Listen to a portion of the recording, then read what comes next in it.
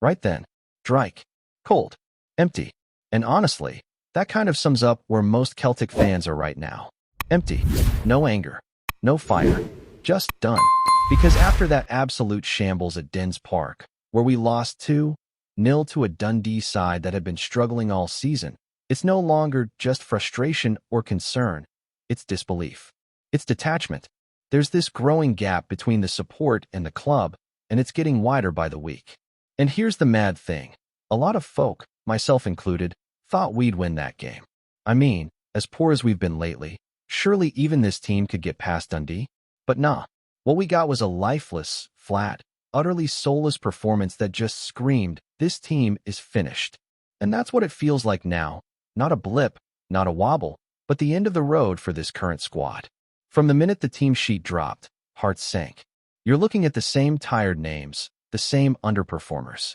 McGregor, Hatate, Negrin, Young out wide, Ralston at right back, Schmeichel in goal. It was like deja vu of every other game we've labored through this season.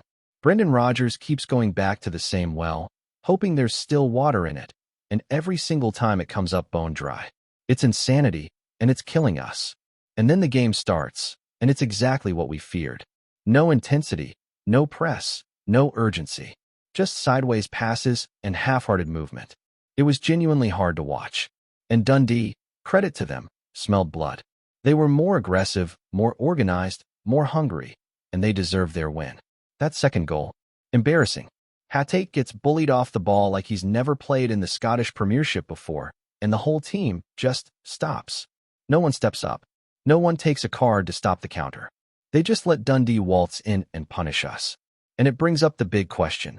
Why is Brendan still trusting these players? Why are the same names trotted out week after week when they've offered nothing in return? Is it stubbornness? Is he scared to take a risk? Because it certainly looks that way. Rodgers, the so-called elite manager, looks like a man terrified of change, terrified of losing control. But what's the point in control if it leads to performances like that? See, back under Ange Postecoglou, we had belief. Intensity.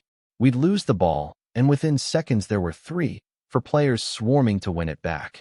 Now, we lose the ball and just shrug. It's passive. It's toothless. It's not Celtic. Even the pressing has gone. The hunger. It's all gone. What Brendan Rodgers is overseeing now is a pale shadow of what Celtic Football Club is meant to be. He came out after the game with the usual chat, talking about pressure, talking about how it's hard to drive a Honda Civic like it's a Ferrari. Nonsense. Absolute nonsense. He's got a squad good enough to beat Dundee. He's got a budget most teams in the league can only dream of. He's got more resources than anyone else in the country. So don't insult the fans by pretending like this is some sort of impossible task. And then there's the protest. Fans throwing stuff on the pitch at kickoff. Some folk want to blame that for the poor start. But come on. If a couple of tennis balls and crisp packets are enough to throw off an entire team of professional footballers, then we've got bigger problems than we thought. The truth is, the protest was a symptom, not the cause. The fans are angry, disillusioned, fed up, and they've every right to be. Because when you look at this team, it's clear the fight is gone. Carter Vickers, once a rock at the back, now looks lost. Callum McGregor, our captain, gives the same rehearsed interview every week while barely influencing games. Hatate, for all his talent, looks like he's switched off. Young doesn't even look like he wants to be here anymore. Iheanacho, nowhere near fit. The entire front line is anonymous. It's not just a run of bad form. It's a rot. A slow, painful collapse that started months ago and shows no sign of stopping. The manager keeps backing his same core group, but there's no spark left. And even the players that might have something to offer, the young ones, the new signings, they're not being trusted. And if they are, it's 15 minutes off the bench when the game's already gone. How are they supposed to make an impact like that? There's no plan B, no tactical switch up, no urgency. And what's worse is, it doesn't feel like there's going to be. Brendan looks like a man who's run out of ideas. And if he's not going to change things now, after that Dundee performance, when is he going to do it? Because we've got Sturm Graz in Europe, Hearts away at Tynecastle, and a semi-final coming up against Rangers. 3 games that could define our season. And right now, you'd struggle to find a Celtic fan confident about any of them. You'd think, maybe, just maybe, this would be the point where Brendan rips up the script and makes bold changes. But the truth is, we've been saying that for weeks, months even, and nothing's changed. Not the performances, not the results, not the team selection. It's the same broken record every week, and the fans are losing patience. And if we don't see a reaction soon, and I mean this week, it's not just the board that's going to feel the heat. It's Brendan too. Because the goodwill is fading fast. People are starting to ask real questions now. Not just about the players, not just about the board, but about the man in the dugout too. And if you thought the first part was bad, somehow it just gets worse from here. Because the real fear now among the support isn't just that we're playing badly. It's that there's absolutely nothing to suggest things will improve. In fact, everything points to this continuing. That performance at Dens Park wasn't some isolated disaster. It was a continuation of the same sluggish, uninspired football we've been watching for months. It's become our new normal, and that's terrifying. We're 11 games into the season, and the stats are starting to tell the story for us. 4 wins in 11 matches. 5 defeats.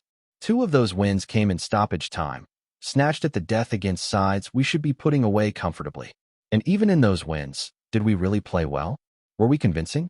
No, not even close. It's papering over cracks, and the cracks have now turned into gaping holes. We've failed to score in 6 of those 11 games. 6. For a Celtic team, that's outrageous. This club, our identity, has always been about attacking football, dominating possession, creating wave after wave of chances. Now, we can barely put 3 passes together in the final third. The number of times we work the ball wide, then just pass it backwards again. It's as if no one wants to take responsibility. Nobody wants to be the one to make the mistake. So instead, we just do nothing. And again, that comes back to the manager. Because when an entire squad looks like they've lost belief, when every player seems a step behind or a yard short, when no one looks like they're enjoying their football, that's on the manager. That's on Brendan Rodgers. And yes, people will say the recruitment's been shocking, and they'd be right. The board have absolutely let us down. But Brendan isn't making the most of what he does have. He keeps talking about needing to find solutions, but where are they? Because we're not seeing them. Look at the bench. It's not world class, of course it's not. But there are players there who deserve a shot, who deserve a proper run in the team.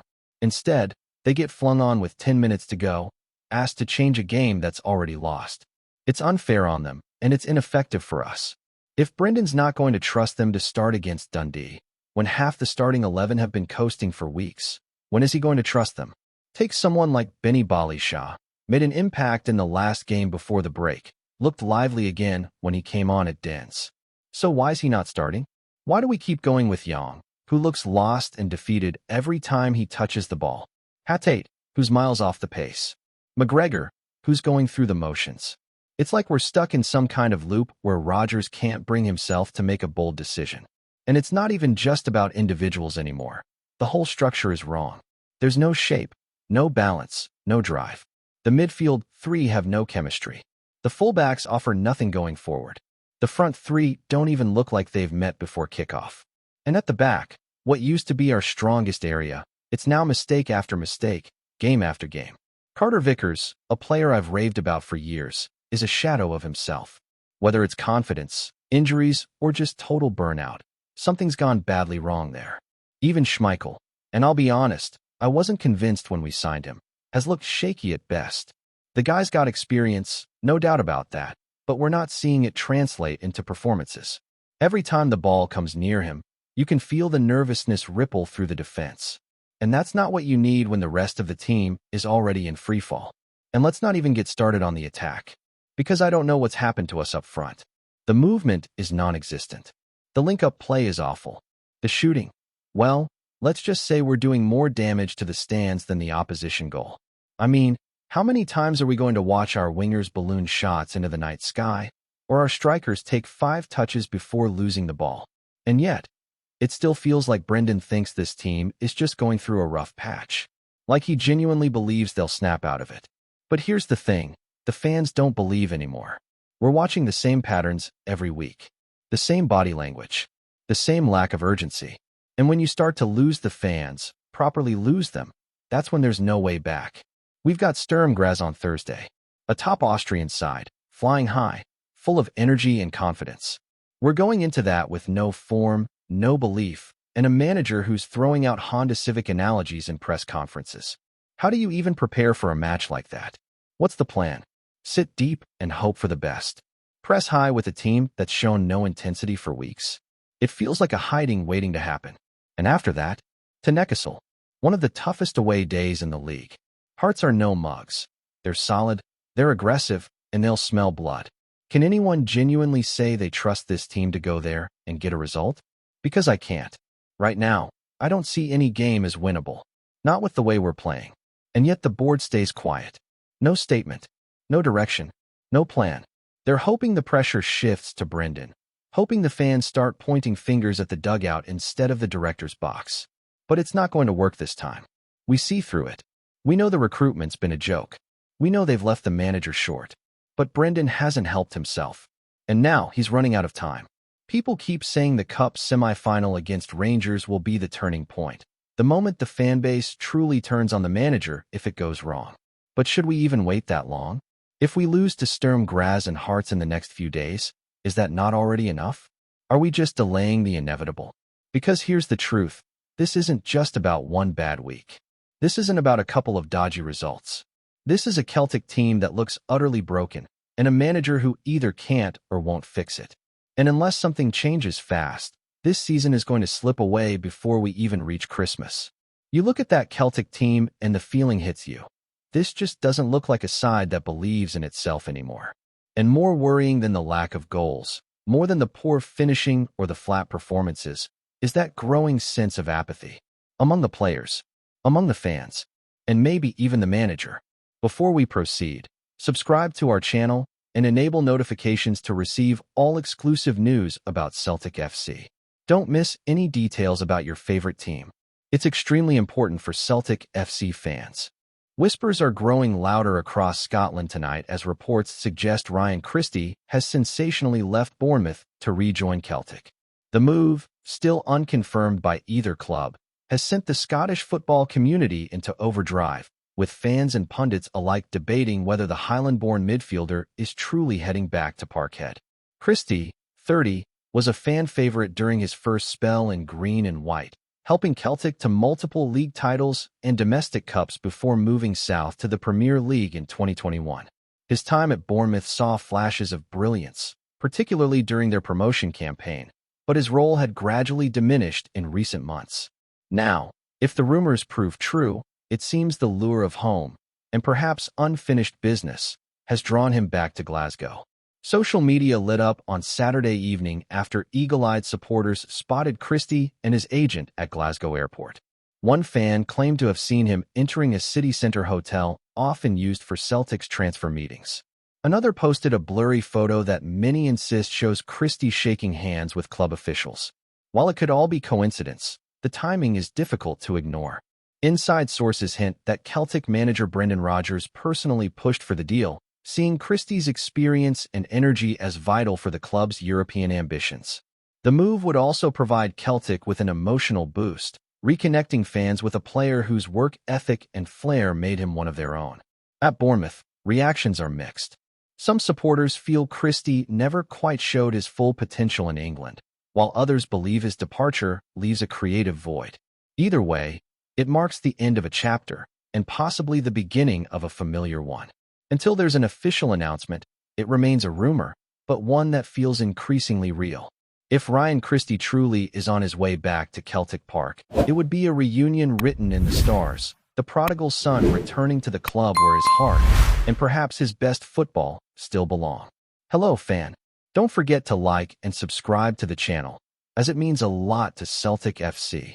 Also, share your opinion about the news in the comments below. See you in the next video.